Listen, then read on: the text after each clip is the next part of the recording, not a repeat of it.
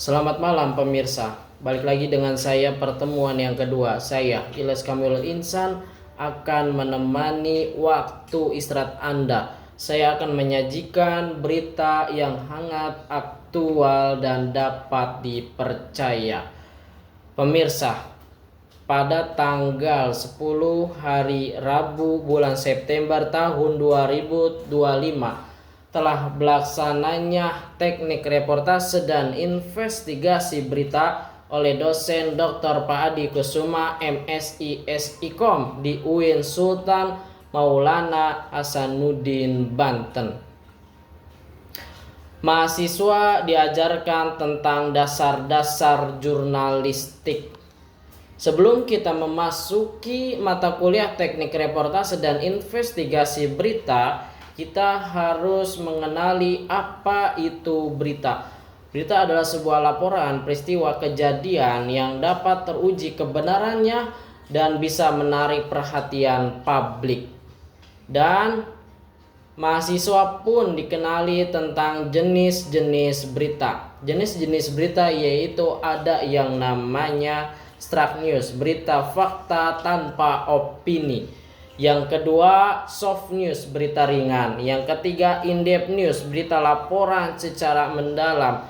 Yang keempat, feature, mengangkat kisah seseorang dengan sudut pandang khusus. Ini yang dinamakan tentang jenis-jenis berita.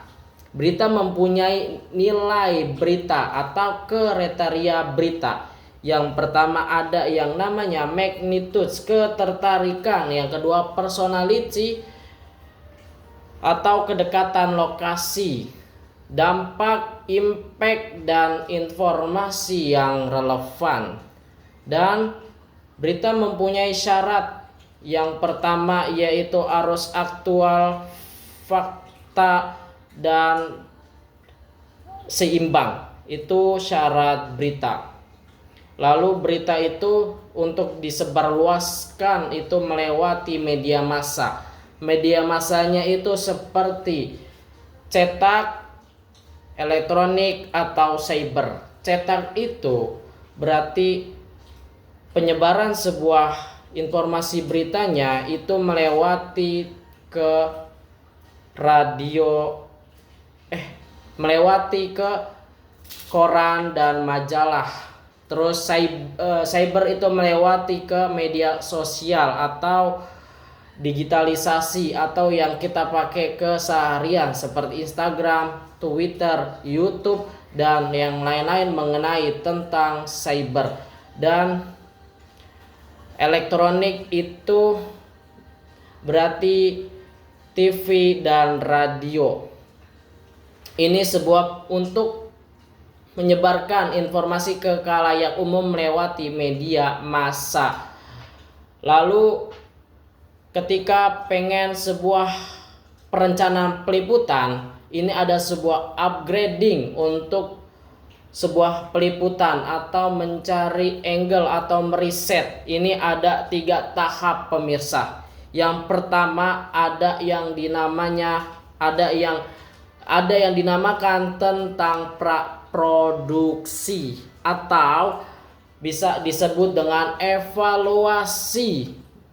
Dan di sini orang-orang yang sudah terikat tentang media pers berarti dia harus bertanggung jawab dalam proses evaluasinya, dan pimpinan redaksi harus berkolaborasi dengan redaktur, dan redaktur harus berkolaborasi dengan produser atau pemangku produser atau asisten produser.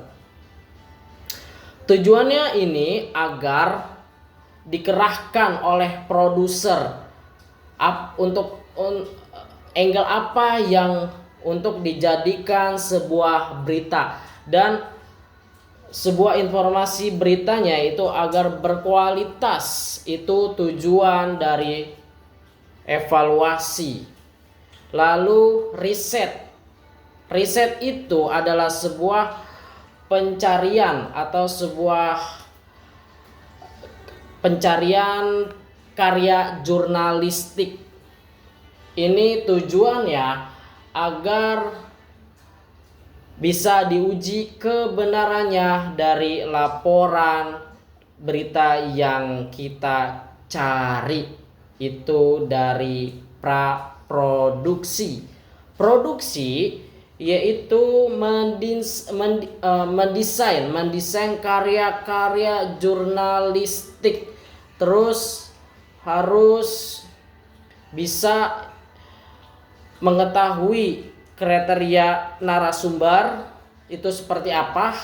Terus habis itu harus bisa konfirmasi dengan narasumbernya dan harus bisa komunikasi dengan narasumber yang baik dan benar. Lalu pasca produksi. Nah, pasca produksi ini berarti sudah rentetan dari produksi terus habis itu ke produksi. Nah, pasca produksi ini berarti dari sebuah riset, dari sebuah narasumber, dari sebuah evaluasi ini sudah terlaksana semua atau final. Pasca produksi ini sudah final dari sebuah rentetan yang kita ingin liputan. Ini dari sebuah manajemen atau pengelolaan kita mencari sebuah karya-karya jurnalistik.